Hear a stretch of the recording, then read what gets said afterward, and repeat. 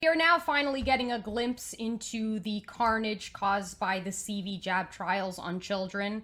For those of you who don't know, trials are being carried out on children aged 6 months to 12 years, and thousands of parents are signing up their kids to take part in this. I want to share with you the story of a 12-year-old girl named Maddie who was severely injured and continues to suffer the consequences of this highly unethical study.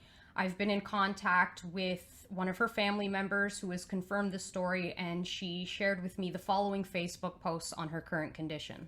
She says this is from a few weeks ago when she started having issues and she is now back in the hospital. My cousin is in a trial for the vax. Her parents signed her up for it. That is how she got it. Please pray for Maddie. She has been having a long list of neurological and gastrointestinal issues from a rare adverse reaction she had due to the second dose from the COVID vaccine trial she's in. Right now, she is in the hospital because of a bowel obstruction that was cleared and also being unable to swallow liquids or solids. She hasn't been able to eat or drink without throwing up for over a week. Tomorrow, she has an upper GI scheduled that she will have to swallow 6 ounces of liquid, which as of right now seems impossible.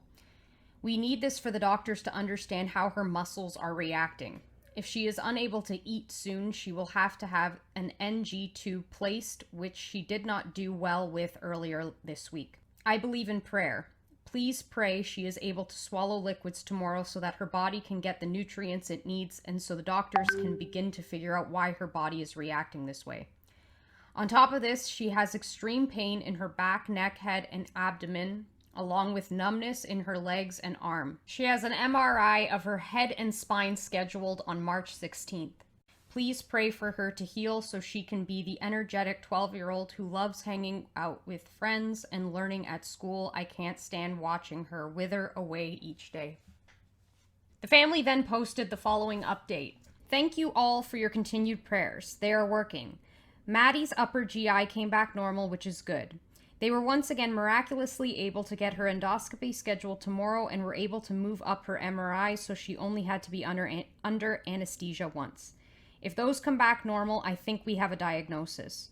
What I've learned is sometimes a diagnosis is actually done by process of elimination based on the symptoms you have.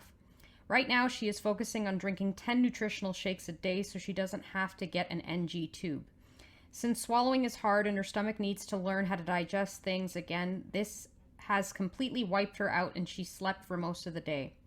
She has, however, made amazing progress because she is so determined and has the doctors in awe. It has been a frustrating 1.5 months to be told 7 out of the 8 times we took her to the ER that every test is normal and that this is all in her head.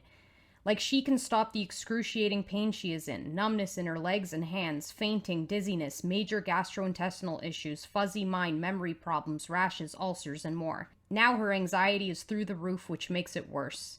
Thank God we demanded to be admitted for the second time and ended up having an awesome team of doctors and nurses that brought in the right specialist to determine what happened to her and a plan for recovery. They also made sure to be clear this is not in her head and is real. Hopefully tomorrow we will have an answer and a plan moving forward. We are praying she will be able to go home Saturday or Sunday. Thank you again for your prayers and the kind comments. It has really lifted Maddie's spirits to have so many people praying for her.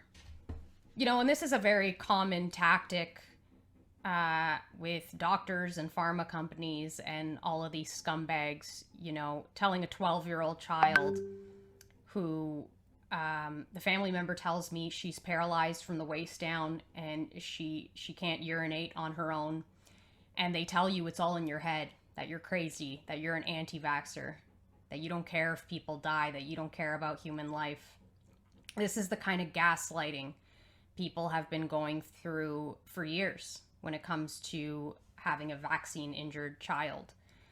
So all I ask is that you share this video with as many people as possible, especially parents of young children, because it could literally save a life and it could eliminate so much unnecessary suffering. All right, guys, I will see you all next week.